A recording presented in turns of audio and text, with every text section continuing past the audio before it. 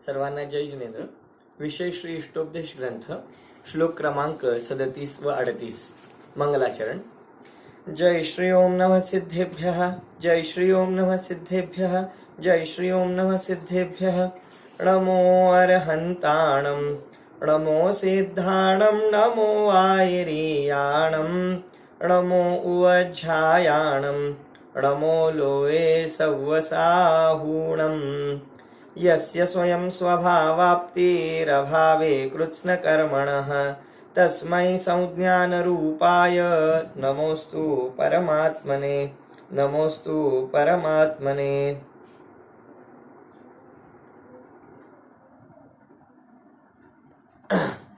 श्री पूज्यपाद स्वामी विरचित इष्टोपदेश ग्रंथाच्या आधारे आपली चर्चा सुरू आहे. विगत अनेक श्लोकांमधून आपण अनेक सिद्धांतांना आणि अनेक तथ्यांना अभ्यासलं आहे.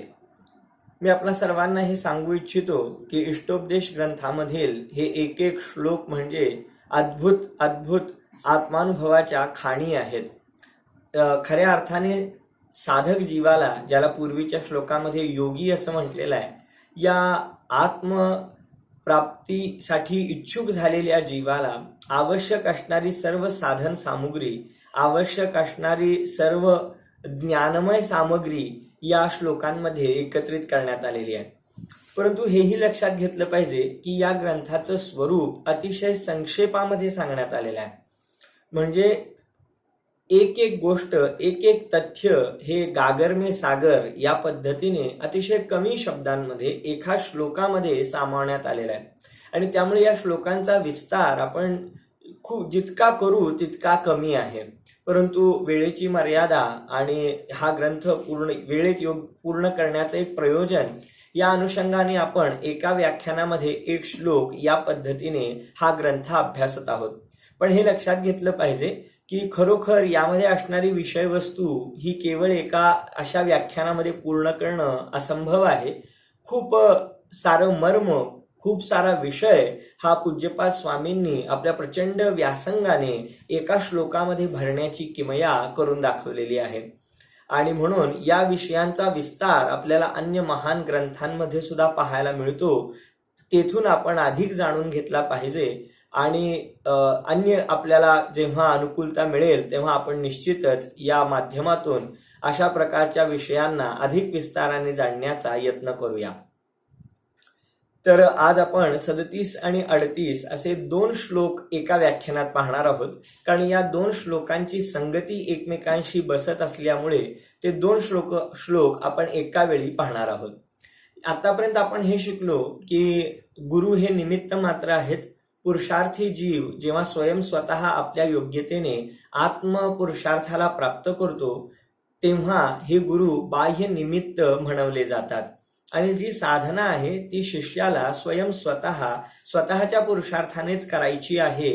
आणि मग ती साधना कशा प्रकारे असते तर त्याचे षटकारक हे स्वतःमध्येच असतात. अशा प्रकारचा हा भाव आपण विगत श्लोकांमध्ये पाहिला. एकांतामध्ये आपण आपल्या आत्मतत्वाचा अभ्यास कशा रीतीने केला पाहिजे, भेदज्ञान कसं साधलं पाहिजे या संबंधीची चर्चा आपण विगत श्लोकामध्ये पाहिली. आता जेव्हा अशा प्रकारे योगी आपल्या योगाला साधतो, भेदविज्ञानाद्वारे एकांतामध्ये जाऊन आपल्या चित्ताला उपशांत करून हा रागादींपासून, शरीरापासून, बाह्य सर्व संयोगांपासून आपण भिन्न परमात्म स्वरूप आहोत असं चिंतन करू लागतो. आणि मग मनाचे देखील विकल्प तोडून हा जीवात्मा बहिरात्मापणा सोडून देऊन अंतरात्मा बनून आपल्या आत्मानंदाची चव चाखतो आणि त्याद्वारे मोक्षमार्गी होतो. त्यानंतर त्या जीवाची परिणती कशी होते, मोक्षमार्गात प्रवेश केल्यानंतर जीवाचे परिणाम कसे होत जातात, त्याची मोक्ष मार्गातली प्रवृत्ती कशी वृद्धिंगत होते या संदर्भातलं वर्णन आता या दोन श्लोकांमध्ये येत आहे, ज्याची चर्चा आज आपण करणार आहोत.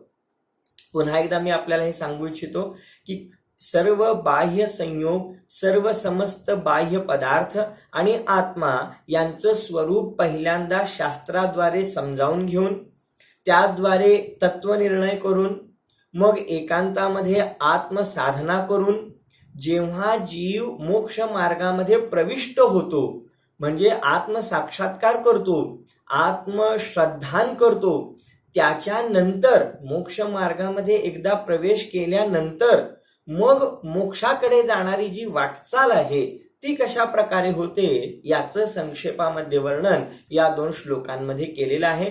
थोडक्यात मिथ्या दृष्टीपणा टाकून दिल्यानंतर सम्यक दृष्टी जीव आपली स्वभाव साधना कशी वाढवत जातो, वृद्धिंगत करतो, याची चर्चा या श्लोकांमध्ये आलेली आहे.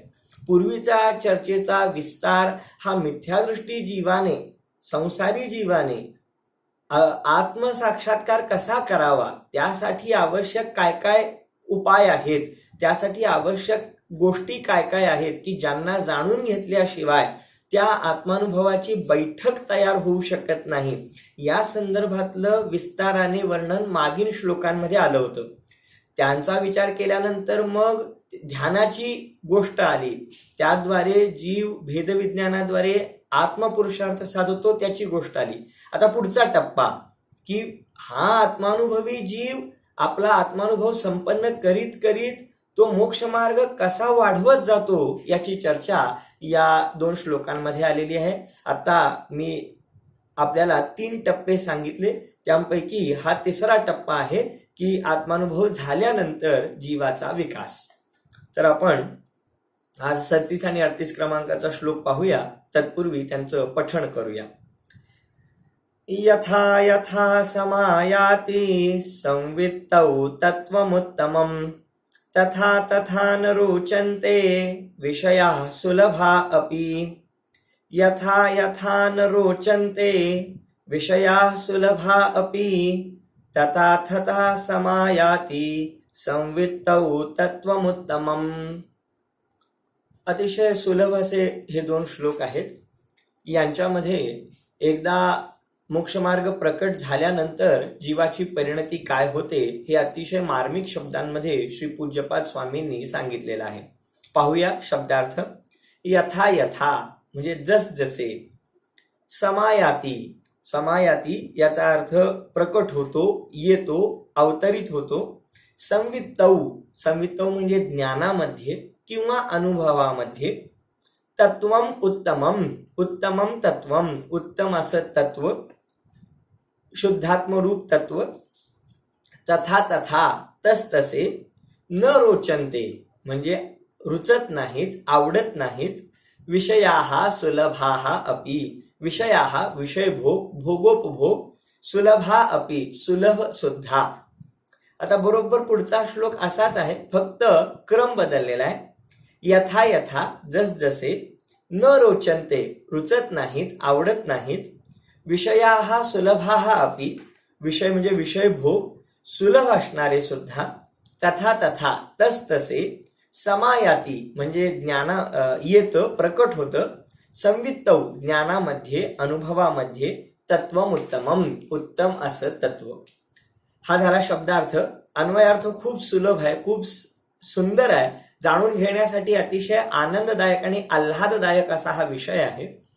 यथा यथा जसजसे आपल्या ज्ञानामध्ये हे तत्व, हे हा शुद्धात्म रूप द्रव्य, हा पदार्थ जसजसे आपल्या ज्ञानामध्ये हा आत्मसाक्षात्कार वाढत जातो, तथा तथा त्या त्याप्रमाणे सुलभ असणारे विषय सुद्धा, विषय भोग सुद्धा रुचत नाहीत.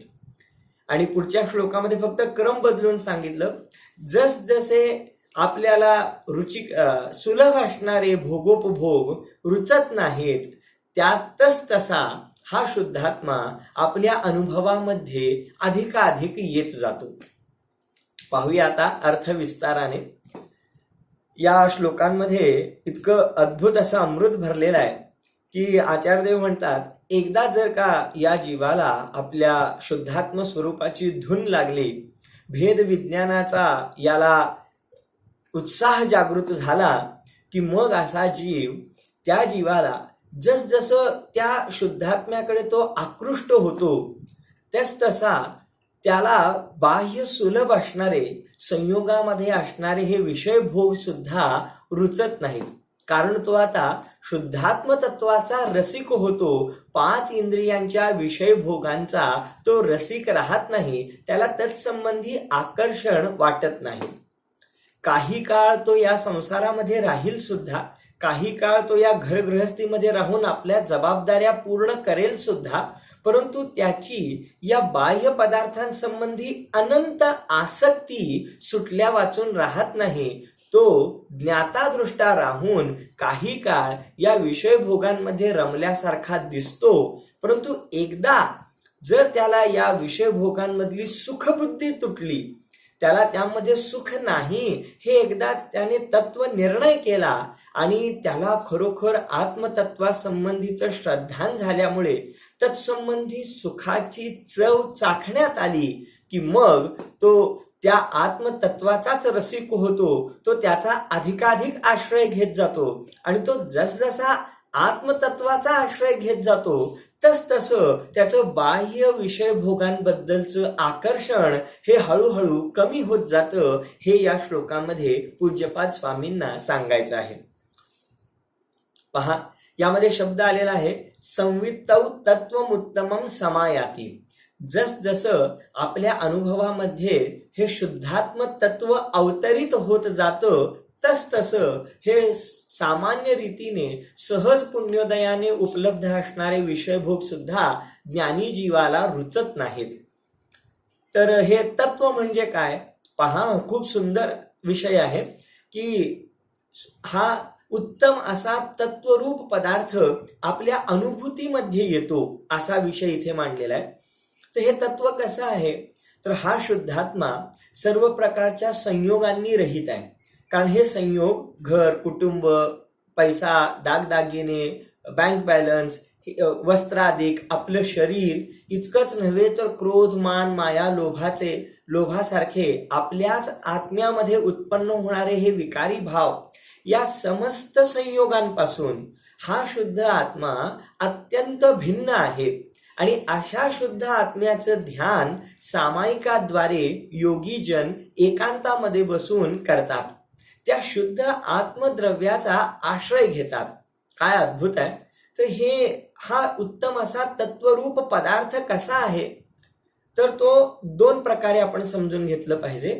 एक तर या संयोगी पदार्थांपासून अत्यंत भिन्न आहे. का? कारण बाकीचे जे पुद्गलादी पदार्थ आहेत जे या आत्म्याच्या निकटवर्ती झालेले आहेत, त्या पदार्थांमध्ये आणि आपल्या आत्मद्रव्यामध्ये अत्यंत अभाव आहे.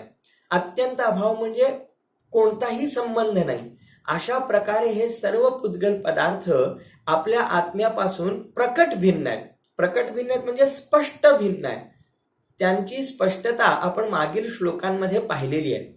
जसं घर, दुकान, मकान, कुटुंब हे सगळे पदार्थ आणि शरीर सुद्धा, हे शरीर जरी आत्म्यासोबत एक क्षेत्रावगाह रूपाने एकाच ठिकाणी दिसत असलं तरी या शरीराचा स्वभाव अशुची आहे, अपवित्र आहे आणि आत्म्याचा स्वभाव चैतन्यमय, शुचितामय आहे. त्याद्वारे हे शरीर या आत्म्यापासून भिन्न आहे. शरीर मूर्तिक आहे आणि आत्मा अमूर्तिक आहे. या प्रकारे या 2 द्रव्यांमधली भिन्नता ही आपल्याला स्पष्ट दिसून येते.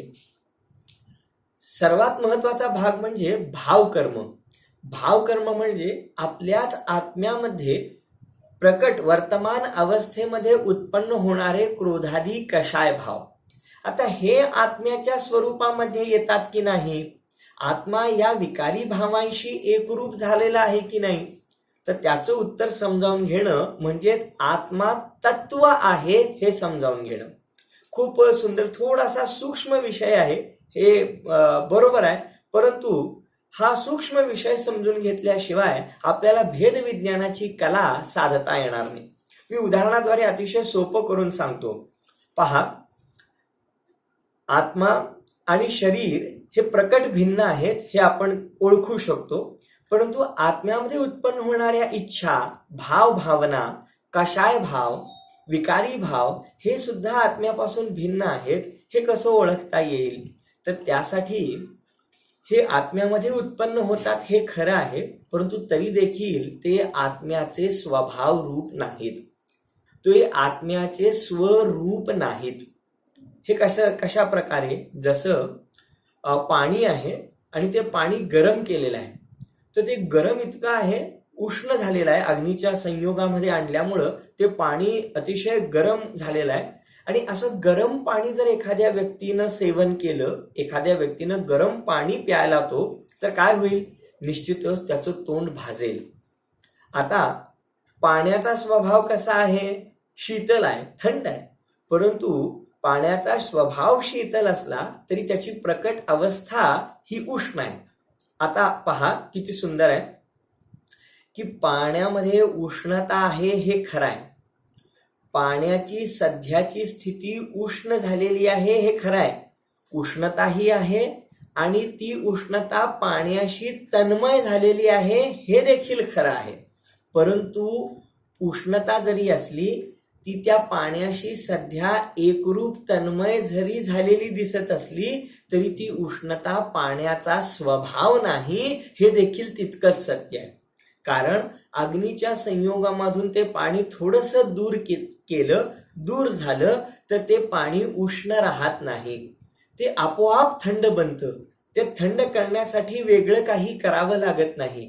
याचा अर्थ पाण्याचा शीतल स्वभाव अजूनही त्यामध्ये विद्यमान आहे. त्याला म्हणतात पाण्याचं तत्व.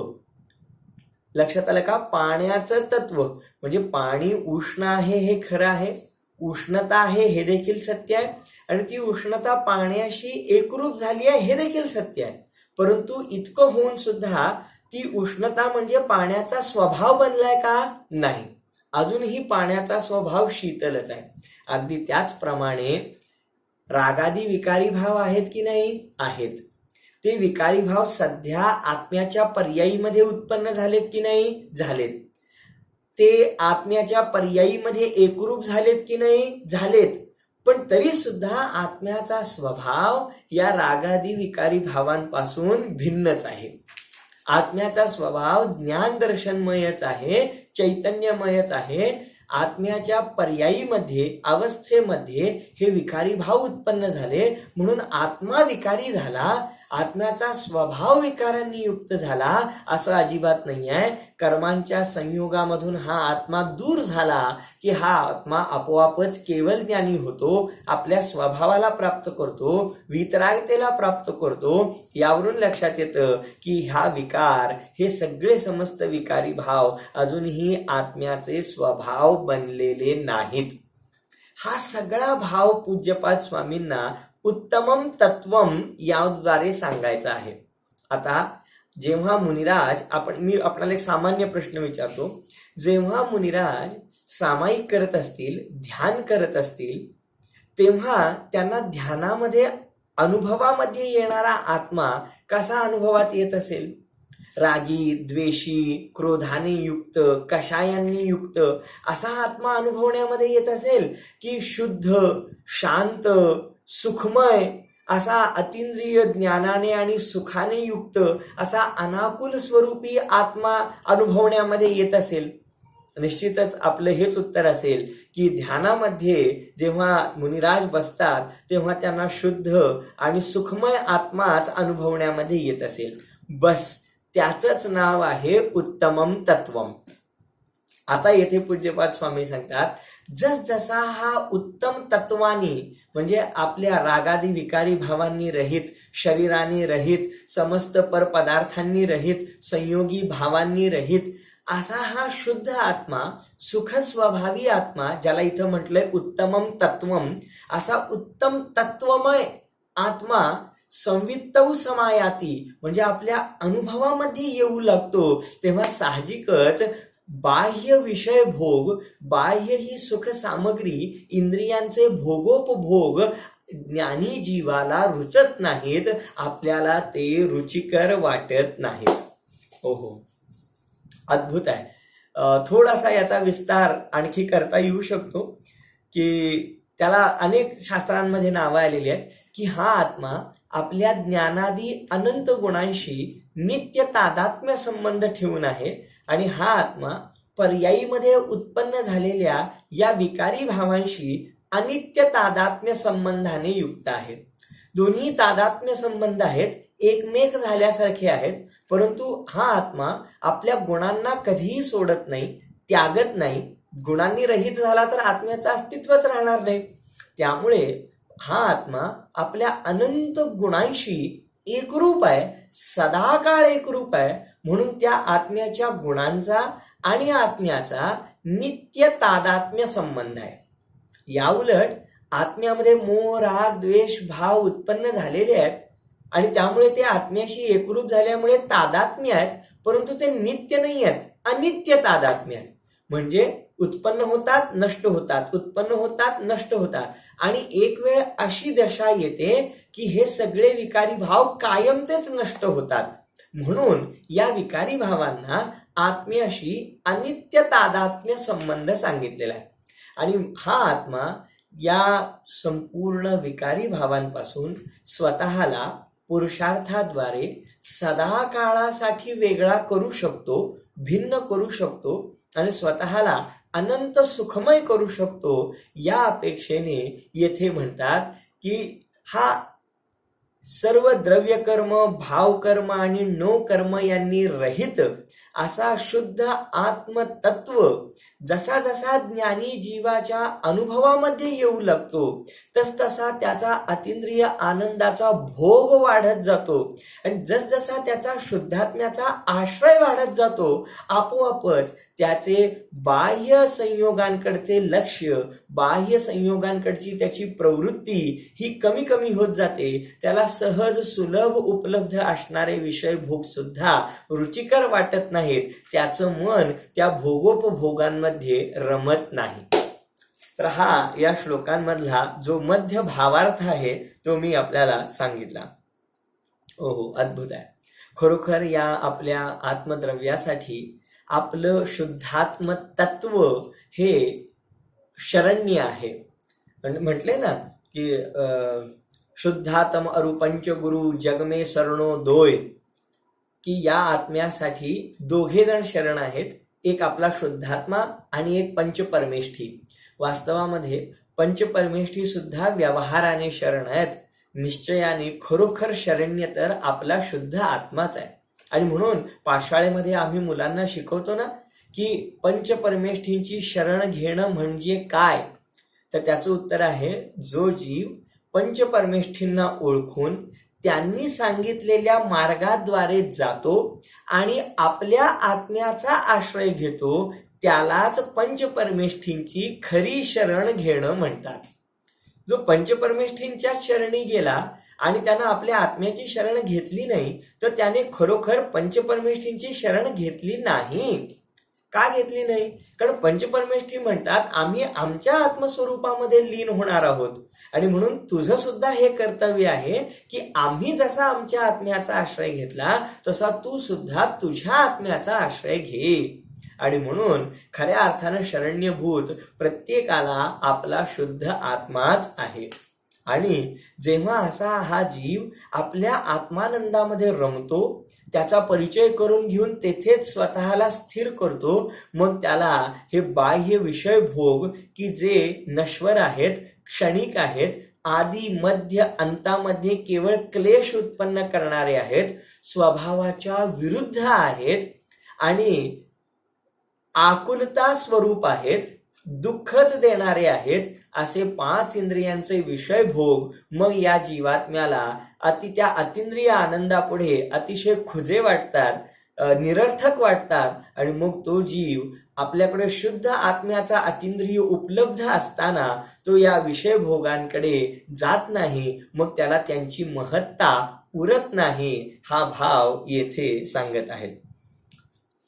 खूप मार्मिक आणि खूप सुंदर चर्चा आहे. येथे सांगतात की जो जीव आपल्या आत्म्याचा आश्रय घेतो मग तो 5 इंद्रियांच्या विषय भोगांचा त्याग करतो किंवा आपोआपच त्याला त्याच्यात ते रुचत नाहीत, तो त्यांपासून हटत जातो. पण काय आश्चर्य मी सांगू, जर जीवाने शुद्धात्म्याचा आश्रय नाही घेतला म्हणजे अज्ञानीच राहिला तरी सुद्धा 5 इंद्रियांच्या विषय भोगांपासून जीव हटतो, अज्ञानी सुद्धा हटतो. कसं काय अज्ञानी हटतो? कारण 5 इंद्रियांच्या विषय भोगामध्ये कोणताही जीव सदा काळ रमूच शकत नाही.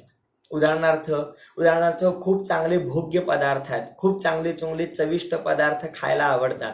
रसनेंद्रियाचे जे विषय भोग पदार्थ आहेत, किती वेळ खाणार, किती वेळ सेवन करणार. एक वेळ अशी येईल की पोट भरलं, बस शक्ती संपली, आणि म्हणून मग त्या विषय भोगाचा त्याग करतो आपण. जर सुख असेल, जर त्या रसनेंद्रियाच्या विषय भोगामध्ये सुख असेल तर सदाकाळ खात राहायला पाहिजे, कारण सुखाची डिमांड तर सदाकाळ आहे, सुखी तर सदाकाळ व्हायचंय. मग काय करायला पाहिजे, ते पदार्थ सदाकाळ खाल्ले पाहिजेत, परंतु ते सदाकाळ खाल्ले जात नाही. आणि हा म्हणतो की बस माझी शक्ती संपली. म्हणजे आपली शक्ती संपल्यानंतर तो जीव त्या विषय भोगांपासून दूर होतो. स्पर्शनेंद्रियाच्या सुखाचं पण असंच आहे. कामवासना किती काळ करतो, अल्पकाळ करतो, त्यानंतर तो विरत होतो. पाचही इंद्रियांचे, स्पर्शनेंद्रिय, रसनेंद्रिय, घ्राणेंद्रिय, चक्षुरेंद्रिय, कर्णेंद्रिय, त्यामध्ये कितीही सुखबुद्धी वाटत असली तरी तो काही काळानंतर त्या पदार्थांना भोगण्याची शक्ती संपल्यामुळे अज्ञानी जीव सुद्धा तिथून विरत होतो. आणि केवळ शक्ती संपल्यामुळे नव्हे, तर या सुखाचं एक वैशिष्ट्य असं आहे इंद्रिय सुखाचं, की या इंद्रिय सुखाला भोगत असताना काही काळ लोटल्यानंतर त्याचा कंटाळा येतो, बस होतं. कारण ते भोगण्यामध्ये सुद्धा श्रम होतात, जीव दमतो, श्रमतो, आणि ते श्रम केल्यामुळे त्या एकाच प्रकारच्या विषय भोगाचा वीट येतो आणि थकून जीव दुसऱ्या इंद्रियाच्या विषय भोगामध्ये लागतो. असं विचित्र स्वरूप या इंद्रियांच्या विषय भोगाचं आहे. आणि म्हणून अज्ञानी जीव सुद्धा या विषय भोगांपासून काही काळानंतर विरत होतोच. परंतु अज्ञानी आणि ज्ञानीमध्ये काय फरक आहे, अज्ञानी जीव एका इंद्रियांच्या विषय भोगापासून विरत होतो कंटाळून किंवा शक्ती संपल्यामुळे, आणि तो दुसऱ्या इंद्रियाच्या विषय भोगामध्ये सुख शोधतो. इथे ज्ञानीचं असं नाहीये. ज्ञानी जीव हा आपल्या आत्मानंदाला प्राप्त झाल्यामुळे तो कोणत्याच पाचही इंद्रियांच्या विषय भोगांमध्ये रमत नाही, तो आता तेथून निवृत्ती घेऊ लागतो. अशा प्रकारे दोघांच्या परिणतीमध्ये थोडासा फरक आहे. आणि म्हणून संतोषाच्या मार्गाला लागलो तर संतोष मिळू शकतो, असंतोषाच्या मार्गाला लागून आपल्याला संतोष प्राप्त होऊ शकत नाही. योग्य दिशेने जर आपण गेलो तरच आपल्याला गंतव्याची प्राप्ती होऊ शकते. जिथे जायचं आहे त्याच्या विरुद्ध वाट पकडली तर आपण कधीही आपल्या गंतव्यस्थानापर्यंत पोहोचू शकत नाही. आणि त्यामुळे येथे जर आम्ही सुखप्राप्तीसाठी विषय भोगांची, पाच इंद्रियांच्या भोगांची वाट निवडली तर आपण कधीही त्या खऱ्या सुखाला प्राप्त होऊ शकत नाही. आणि जर आम्ही आत्मानंदाचा मार्ग पकडला तर निश्चितच त्या मार्गामध्ये जसजसे आम्ही पुढे जात जाऊ त्याप्रमाणे या पाच इंद्रियांच्या विषय भोगांचं लक्ष हटल्याशिवाय राहणार नाही. ह्याच संदेश किंवा हेच मर्म येथे पूज्यपाद स्वामी आपल्याला सांगत आहेत. काय सुंदर सिद्धांत आहे हा, की स्वभाव ग्रहण ज्या ज्या पद्धतीनं होत जातं, विषयांचा त्याग त्या त्या पद्धतीने सहज होत जातो. म्हणजे स्वभावाची एकाग्रता ही विषय भोगांच्या त्यागामध्ये सहजरित्या प्रतिफलित होते. ओहो, अद्भुत आहे. उदाहरणाद्वारे सांगायचं झालं तर एखादं लहान मूल असेल, 1, 2, 3 वर्षांचं लहान मूल आहे, अजाण आहे, अबोध आहे, आणि समजा नकळत आमचं लक्ष नसताना त्या मुलाने अतिशय धारदार असं ब्लेड हाती घेतलं आहे, किंवा चाकू हाती घेतला आहे, किंवा समजा कात्री हाती घेतली की ज्यामुळे तो स्वतःला जखमी करून घेऊ शकतो, त्याचा हात कापू शकतो भयंकर. आणि अशा वेळेला तो त्याने खेळतो आहे आणि आमच्या लक्षात आलं आणि पटकन आपण घाबरलो तर अशा वेळी काय करायला पाहिजे, निश्चितच ते त्याच्या हातातून काढून घ्यायला पाहिजे. पण आश्चर्य म्हणजे आपण जितकं त्याला त्याच्याकडून काढून घेण्याचा प्रयत्न करू तेवढं त्याला त्याच्याशी खेळायचं असल्यामुळं ते अधिकच त्याला पकडून ठेवेल आणि ते नक्की त्याच्यामध्ये जखमी होईल, कारण आपण त्याला काढून घेणार आहोत ना, आणि ते त्याला नको आहे. अशा वेळी शहाणी आई, बुद्धिमान चतुर आई काय करते माहितीये, ती त्याला ते सोड म्हणत नाही, त्याचं आवडतं खेळणं त्याच्यासमोर ठेवते.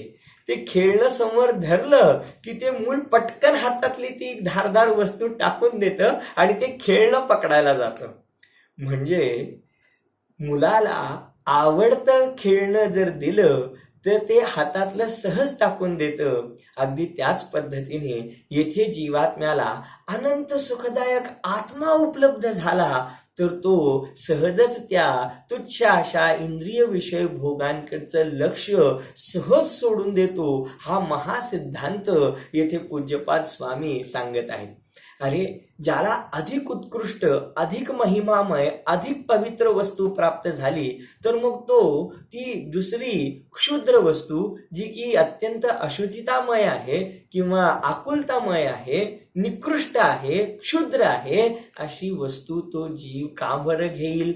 अजिबातच घेणार नाही. आणि म्हणूनच येथे सांगतात की हा जीवात्मा पुरुषार्थपूर्वक जसा जसा आपल्या स्वभावाचा आश्रय घेत जातो तसतसं त्याचा 5 इंद्रियांचा विषय भोग हा विरत होत जातो, नष्ट होत जातो. हीच या मोक्ष मार्गामध्ये प्रवृत्त होण्याची कला आहे आणि हीच या मोक्ष मार्गाची खरी अद्भुत कसोटी आहे.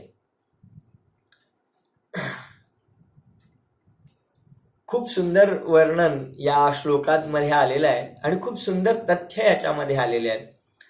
पहा ना, 5 इंद्रियांचा विषय भोग कशासाठी घेतला जातो? तर पहिल्यांदा दुःख होतं, आकुलता होते, 5 इंद्रियांच्या विषय भोगांना भोगण्याची अनिवार्य इच्छा होते आणि त्या इच्छेचा प्रतिकार म्हणून आम्ही त्या 5 इंद्रियांच्या विषय भोगांना भोगतो. इच्छा होते म्हणून भोगतो का इच्छा नसताना भोगतो? निश्चितच त्या पदार्थांना भोगणे रूप आकुलता आमच्या अंतरंगामध्ये जन्म घेते. आम्हाला त्या भोगण्याची इच्छा होते आणि मग ती इच्छा असह्य झाल्यामुळे आम्ही त्या भोगांमध्ये प्रवृत्त होतो.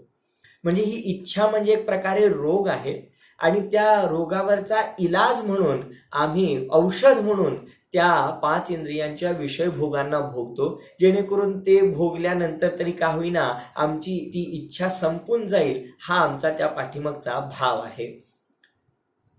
परंतु आश्चर्य म्हणजे की या अशा प्रकारच्या प्रवृत्तीने कदापिही या 5 इंद्रियांच्या विषय भोगांना भोगण्याची इच्छा संपून जात नाही, उलट ती वाढतच जाते.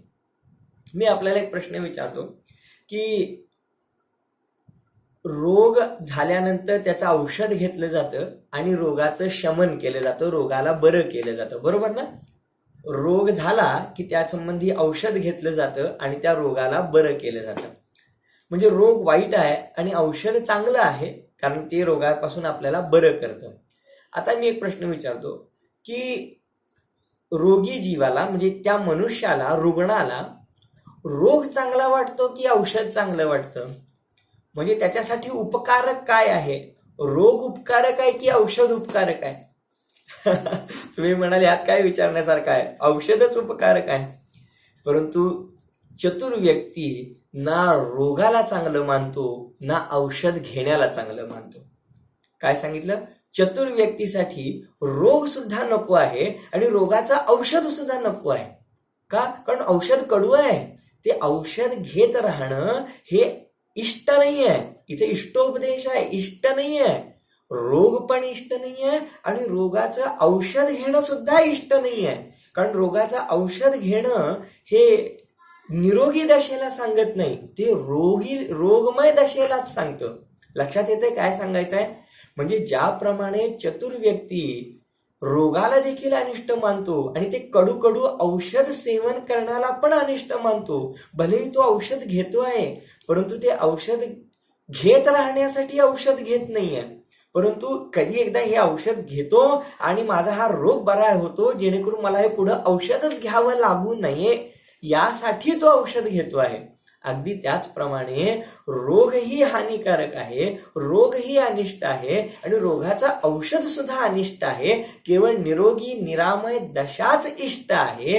अगदी त्याच पद्धतीने येथे 5 इंद्रियांचा विषय भोगाची इच्छा रूप रोग सुद्धा अनिष्ट आहे आणि त्या रोगाचा उपचार म्हणून जे 5 इंद्रियांचे विषय भोग कडू औषधाप्रमाणे घेतले जातात ते पण अनिष्ट आहेत. अशा प्रकारे ज्ञानी जीव या सर्व विषय भोगांपासून स्वतःला विरत करण्याचा, वैराग्य आणण्याचा सहज पुरुषार्थ करतो.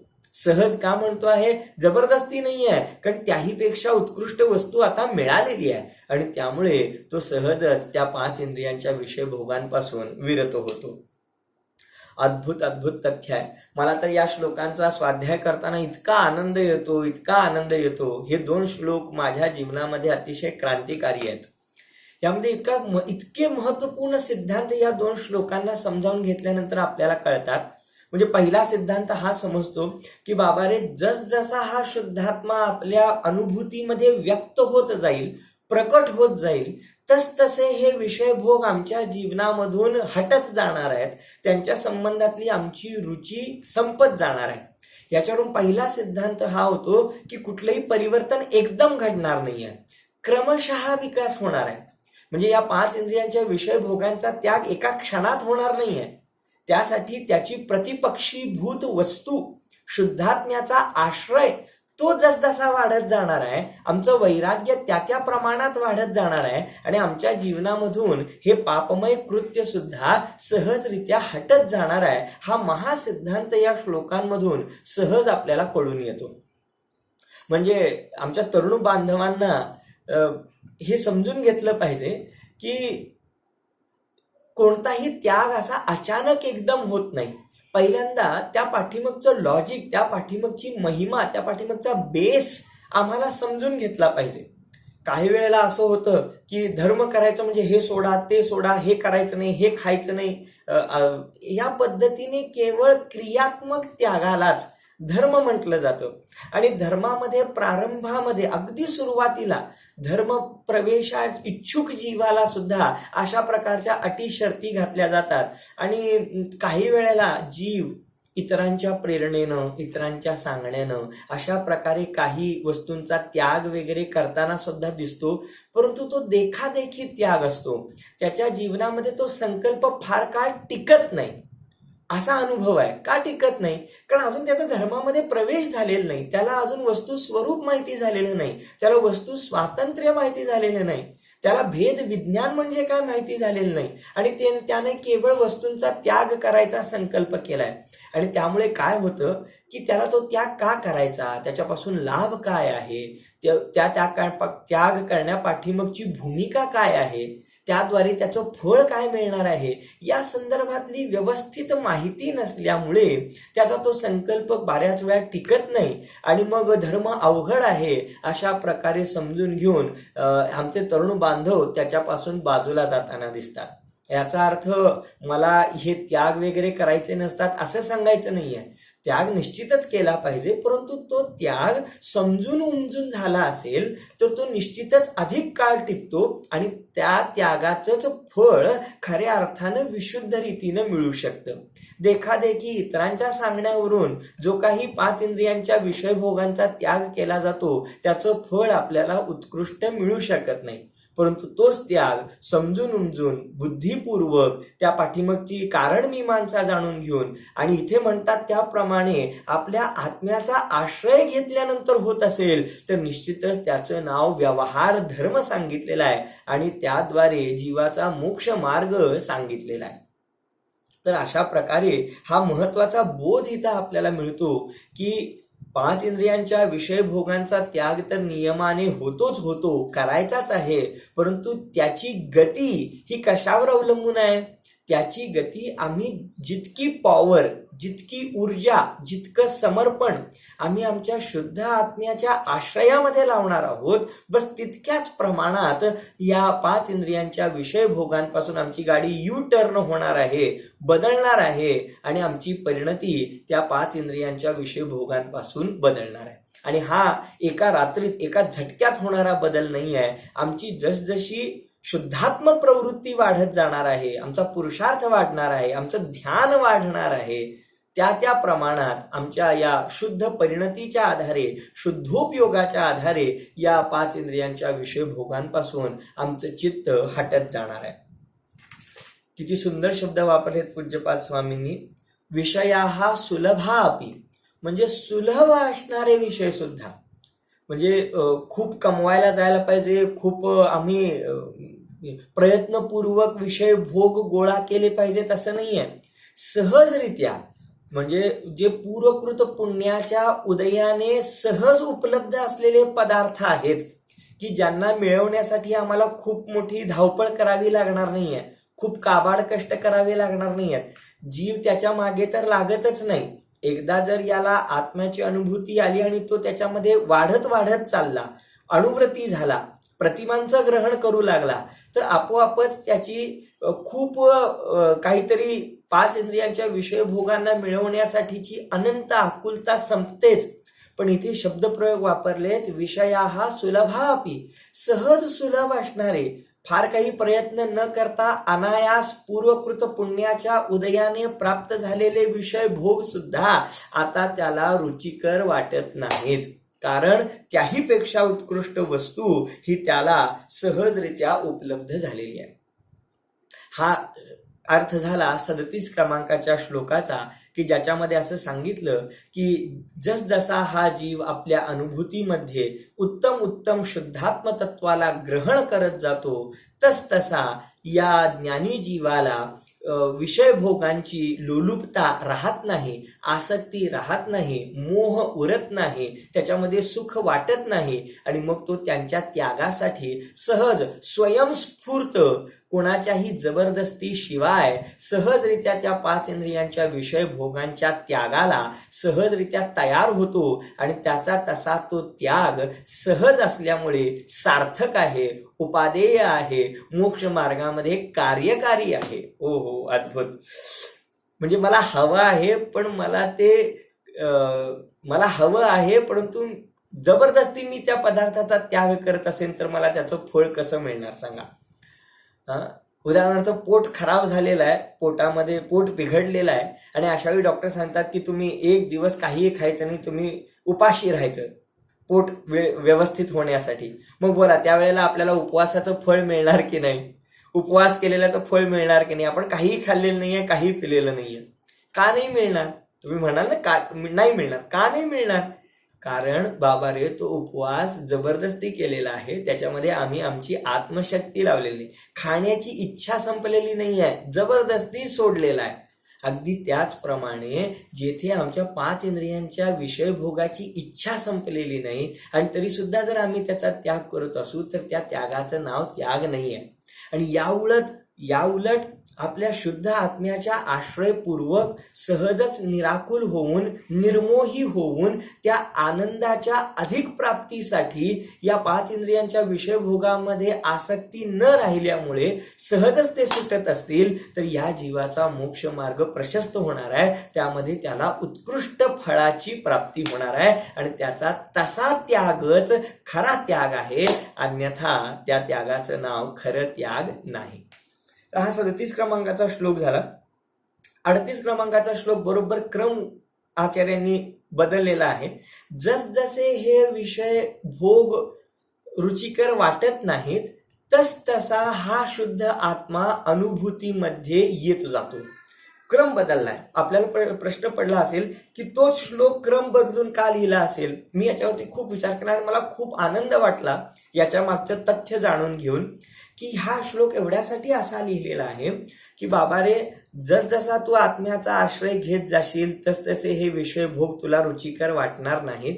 पण हे लक्षात घे की एकदा आत्म्याच्या अनुभवाची प्राप्ती झाल्यानंतर आणि या विषय भोगांमधली सुखबुद्धी तुटल्यानंतर, गृहस्थावस्थेमध्ये अशा प्रकारचा तू अलौकिक पुरुषार्थ केल्यानंतर आता मग मी केवळ ज्ञान पण याच गृहस्थावस्थेत घेतो, मी या सगळ्या 5 या सगळ्या संयोगामध्ये घरात राहूनच केवळ ज्ञानी होतो, असं चालणार नाही.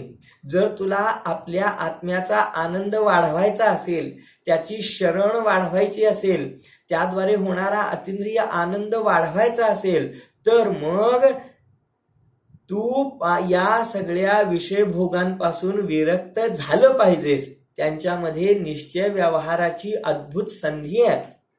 म्हणजे जसजसे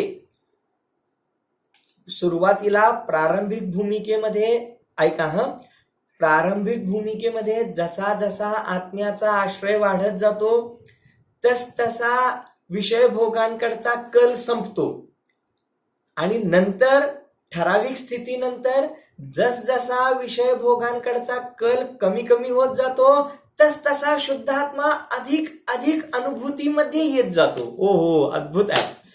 समजलं काय सांगितलं? पहिल्यांदा सांगतात जसजसा आत्मा आश्रयामध्ये येत जाईल तस तसा विषय भोगांकडचा कल संपत जाईल. हे सुरुवातीला झालं. नंतर आम्हाला अधिक आत्म्याचा आश्रय पाहिजे, आम्हाला अधिक आत्म्याचा आश्रय पाहिजे. मग बाबा रे पहिला विषय भोग संपव, कारण ते संपवल्याशिवाय म्हणजे त्यांच्याकडचं लक्ष संपव, ते संपवल्याशिवाय त्याला शुद्ध आत्मा अधिकाधिक प्रकट होऊ शकत नाही. आणि मग म्हणतात ओहो अद्भुत आहे. आणि म्हणून जर तुला या पद्धतीने अधिकाधिक आत्म्याचा आश्रय हवा असेल तर मग तुझा अल्प स्वल्प उपयोग भटकवणारे, भटकण्यासाठी निमित्त रूप असणारे हे जे संयोगी पदार्थ आहेत, हा विषय भोग आहे, तो तू पूर्णरित्या कमी करून टाक. मग मुनी दीक्षा धारण कर किंवा अधिकाधिक या बाह्य परिग्रहापासून विरत हो, म्हणजे तुला आत्म्याचा आश्रय अधिकाधिक घेता येईल. अशा प्रकारचा भाव या 38 क्रमांकाच्या श्लोकामध्ये पूज्यपाद स्वामींनी सांगितलेला आहे, की ज्यामध्ये मुख्यतः हे सांगितलेलं आहे की एकदा हा शुद्ध आत्मा आपल्या अनुभूतीमध्ये प्रकट झाल्यानंतर, विषयभोगांसंबंधीची वासना संपल्यानंतर जर त्या आत्म्याचा अधिकाधिक आश्रय घ्यायचा असेल तर मग बाह्य प्रवृत्तीने सुद्धा या सगळ्या संयोगांमधून स्वतःला दूर केलं पाहिजे. कुटुंबा इत्यादिकांचा त्याग करून वनजंगलांची वाट धरली पाहिजे. मुनिराजांची संगती केली पाहिजे. त्यांच्या संघामध्ये स्वतः दीक्षित झालं पाहिजे. 28 मूलगुणांचं निरतिचार पालन केलं पाहिजे. नग्नता रूप वेश धारण केला पाहिजे आणि ते दिगंबरत्व धारण करून, पिछिकमंडल धारण करून बाह्य समस्त विषय भोगांचा परिपूर्ण त्याग करून आपल्या आत्म्याचा आश्रय वाढवला पाहिजे. आम्ही असं म्हणू शकत नाही की आम्ही आत्म्याचा आश्रय तर वाढवू इच्छितो, परंतु तो घरात राहून किंवा या विषय भोगांमध्ये राहून तर ते काही संभवणार नाही. म्हणून 38 क्रमांकाच्या श्लोकामध्ये असं सांगितलेलं आहे की जसजसे हे विषय भोग रुचिकर वाटत नाहीत, त्यांचा सर्वथा त्याग होतो, तस तसा हा शुद्ध आत्मा अधिकाधिक आपल्या अनुभूतीमध्ये येत जातो.